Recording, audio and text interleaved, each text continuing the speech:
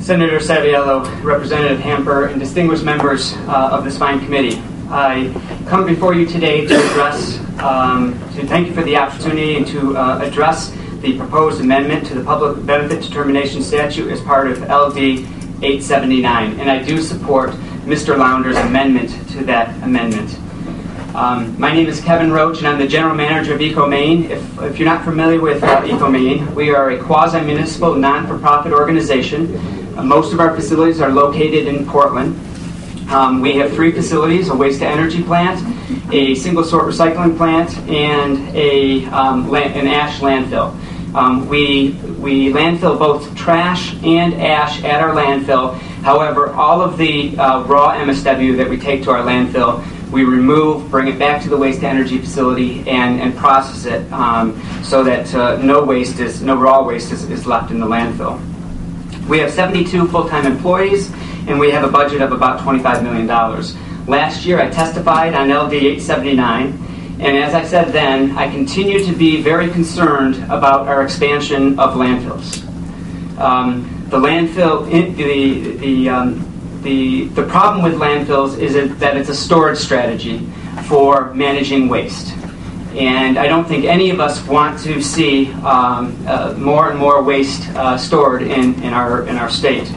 If we continue to expand our landfills, we will degrade the importance of the waste hierarchy. And the state of Maine has a good hierarchy in place, and that hierarchy is the same hierarchy that the EPA has adopted. It is also the same hierarchy that many other states have adopted. And the reason why everyone has adopted the same hierarchy is because it's working. And guess what's at the very bottom of that hierarchy? And guess what we're spending so much time on is talking about expanding landfills in the state of Maine. And that really disturbs me. And I think it disturbs many of us. There is a place for landfills. We own and we operate a landfill. But only waste that is necessary, that can't be recycled, that can't be composted, that can't be combusted, should end up in a landfill. Stored in a landfill in the state of Maine. If we continue to expand the landfills in our state, we will start to degrade our recycling efforts that we've worked so hard to improve over the last 20 years. In our communities, last year we recycled 36,000 tons of materials that were taken out of the waste stream and put into the recycling stream. If we continue to expand our landfills, we would degrade the initial investments that we're beginning to see made in composting. All across the country, many states are looking at pulling certain organic waste out of the waste stream and composting it or deriving energy from it, as opposed to landfilling it. If we continue to expand our landfills, we will draw waste away from our waste-to-energy facilities. We have 4 waste-to-energy facilities in the state of Maine. The state of Maine has made a huge investment in waste-to-energy, and rightly so. The state of Maryland recently put waste-to-energy as a top-tier renewable, just as high as wind, as some of the more fancy renewables that are out there today. We will also, if we continue to expand our landfills, and this is probably most important and dear to most of us, invite the importation of waste into our state. And I know that there are ways to control that, but if we have the capacity, I assure you the waste will come. It'll find its way into our landfills. If it's there, it'll find its way there. And I don't think any of us want to increase the amount of waste that's coming into the state of Maine. I saw this when I was in New York. I saw this in Pennsylvania, where the states that were bordering the high-populated areas became the dumping grounds for those densely populated areas. And I don't think any of us want to see that here in the state of Maine. It was funny. When I came in today, there was a number of us in the industry that began to assemble outside the doors here. Okay, we all started talking about, hey, do you have any extra waste? I asked my good friend, do we have any extra waste? We're out. I asked my other good friend, we're going to be short this month. Okay, everybody is desperate for waste, particularly this time of year. There isn't a shortage. I mean, there is a shortage of waste out there. We all, at the waste-energy plants, we have a designated amount of material that we need to process each and every year. For EcoMaine, it's 170,000 tons. Greg has mentioned a 10% reduction in their waste stream. We have seen a 25% reduction over the last 5 years in our waste stream from our owner communities. Now, some of that is good recycling habits, but most of it really is the recession. And so we have to replace that waste. And how are we replacing it? We're reaching out to other communities because we're still operating at full capacity, but we have to reach out to other communities to draw their waste into our facility, help regional or grow our region and our approach to solid waste management. And that's working so far. But we admit there's no way that we can compete ton for ton with landfills. Because if our member communities came to me and said, hey, look, we want to reduce our rates. How can we do it tomorrow? The first thing I'd probably say is shut down the waste-to-energy facility and start landfilling our landfill. Of course they're not going to do that because we're one of the few communities our size that has a landfill that's still within 2.5 miles from the most densely populated area of our state. The only reason why we still have that landfill is simply because we've conserved that space, we've employed our waste-to-energy facility, and we get a 90% reduction in the waste mass. There's no organics in our waste. There's no material in our landfill that hasn't been processed, or at the very least, we've made a good push for recycling. And I would hate to see that go the other direction. And also future liabilities. The good thing about waste-to-energy facilities is it stabilizes the waste today to make it suitable for landfilling. Landfilling raw waste becomes a liability. Why? Because everything's still alive. It's all still there. It doesn't go away. And I've mentioned at this committee before, we've done some studies where we've gone back 20 years and dug up their waste, and I can still see the newspapers. I can still read the newspapers. I can still identify leaves and grass clippings because it's been so well preserved in a solid waste landfill. So what we're doing is we're preserving our waste for our future generations. Again, we have to have landfills, but let's make sure we save that space for someday in the future. I appreciate the administration's decision to amend the public benefit determination statute. However, I do not think their proposal goes far enough, and I strongly support the amendment that was offered by Mr. Launder. Again, I don't agree with the landfill expansion, but in this day and age, I think we have to come to some level of compromise, and that's where I am today. Mr. Launder's amendment, I think, will provide the goals, will support the goals that were set out some years ago to preserve the waste hierarchy. However, the waste hierarchy has for far too long been sitting on the shelves collecting dust, and we need to advance it. And what this amendment will do, Mr. Launder's amendment, will advance the waste hierarchy and be sure that any expansion only takes place after careful review and no other alternative is available to our communities in the state of Maine. And that's what's so important, because we need to look at reduce, reuse, recycle. We need to look at composting, waste to energy before we consider landfilling. And I just wish that we could be talking about composting facilities and expanding our recycling facilities here in this committee before we start talking about the last rung of the hierarchy, and that's the expansion of our landfills. If you know of anybody who has some extra waste, we would be glad to take it. As on public record, we are not full, and I think many of the other waste energy facilities would support me on that message as well. Thank you, and I'd be happy to answer any questions that you have. Thank you. You can have this. We got that too. Part of the issue I'm always grappling with is geographic. The waste energy facilities are all relatively near the population in southern Maine and also the Bangor area. Western Maine is a little distant and has the extra trucking costs. If Crossroads were a waste energy facility, I'm not sure we'd be having the same discussion, but it's a landfill. How would you, sitting in our position, view that geographic challenge that the Western Maine communities face? There's Massachusetts waste that's going up to far north into the state of Maine. Transportation is obviously something that we don't like to see, and in fact, usually landfills are now located, they're regional landfills, and they're located in faraway places. That's only going to increase the truck traffic on our highways of hauling solid waste. But I don't think the waste-to-energy facilities are that far away from those generation points that couldn't be satisfied, because I'm seeing waste being transported from Boston, Massachusetts, almost to Rochester, New York.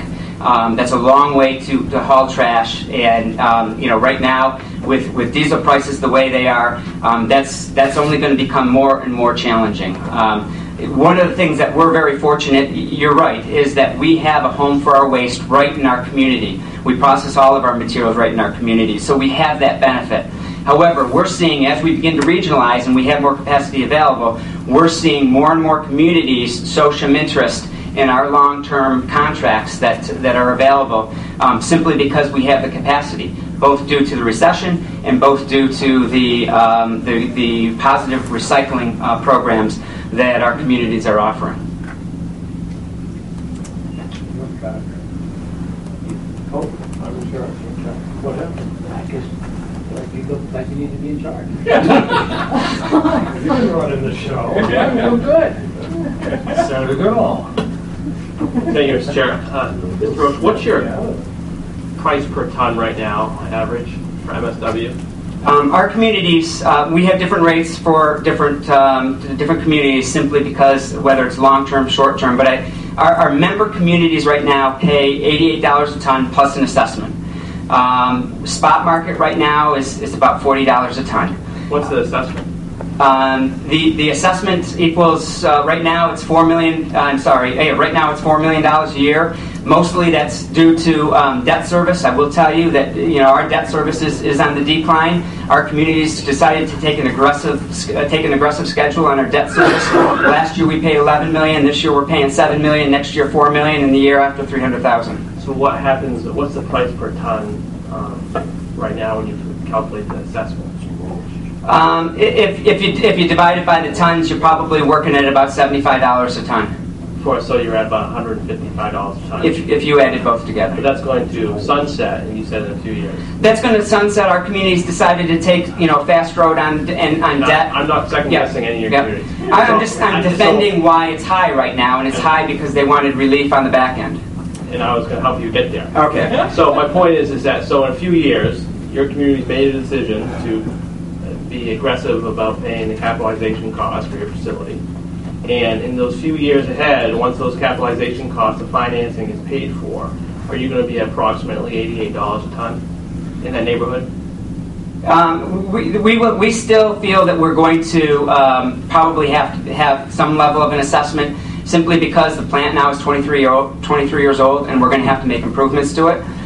We have been making improvements all along. It's in good shape. But we feel that the plant has a long life ahead of it, and we will continue to make those improvements. But we got some big ones coming up. So I guess the question now is, at what cost should we, in essence, protect through the public benefit determination waste-to-energy facilities? Because we heard comments earlier that the tonnage is approximately on the market at $50 a ton. So at what point is a breaking point for our customers? And you have to realize that you can't compare apples to apples here, because we own and operate a waste-to-energy plant, a landfill, and a recycling plant. And those costs reflect all three facilities.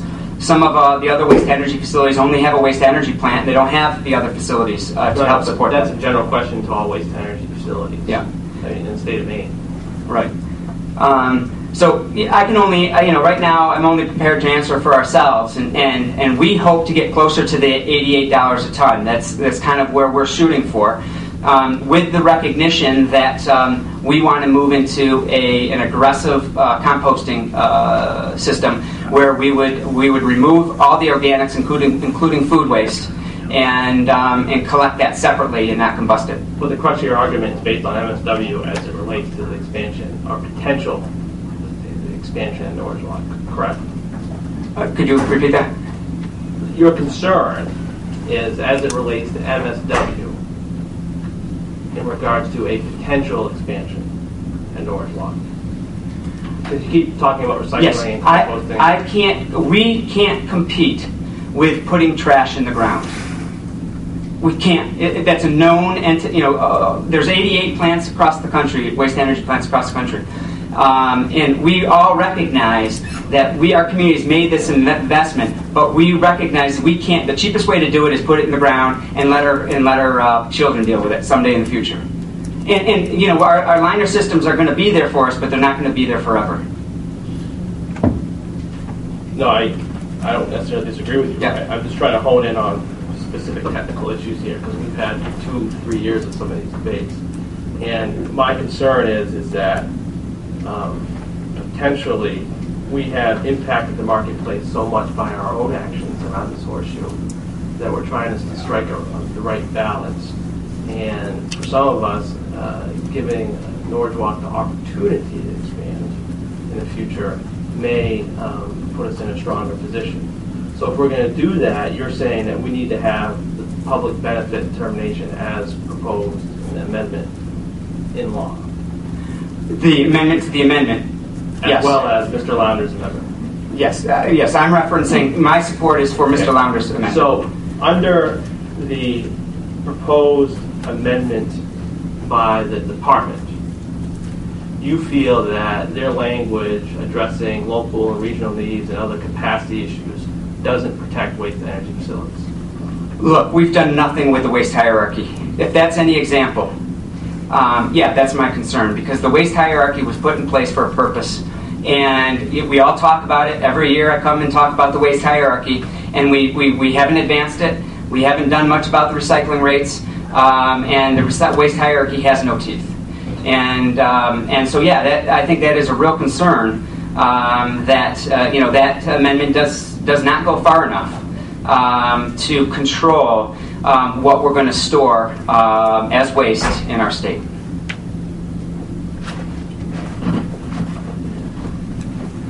And Representative Parker. I see a lot of competition storing up for the waste that's out there, but I'm really confused. In order to make your process successful, you're reaching outside of your normal communities to garner waste, except you're supporting Mr. Lownder's amendment, which basically would prohibit that. Now, is it fair for your facility to be able to reach out and draw waste in from non-historic communities when another facility cannot? It just doesn't seem right. I don't see how you can do what you're doing and support that amendment at the same time. Right. It really is, for me, it's compromise. But I feel that I guess we've already seen one expansion approved. My understanding is that this expansion may very well be approved. I guess I was looking for ways to compromise. And you're right. In order for us to survive over the last few years, we have had to reach outside of our service area. And that is the only reason that we have been able to survive and keep our facility running at capacity. Would you expect to advance outside your area far enough to get into Mr. Lownder's territory? We compete now.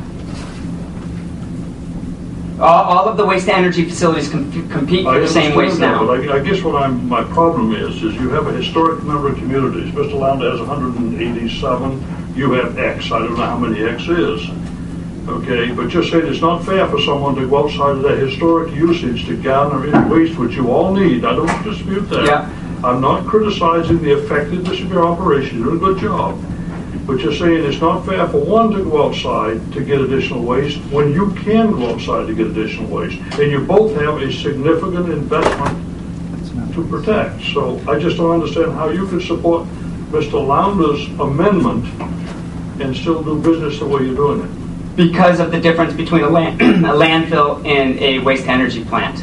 I can compete. It's a resource that you're after. What you do with the resource is a function of your process. Right, but we would have plenty of waste if there wasn't so much waste being landfilled in the state of Maine. We'll disagree for a while. Okay. You're good. Other questions?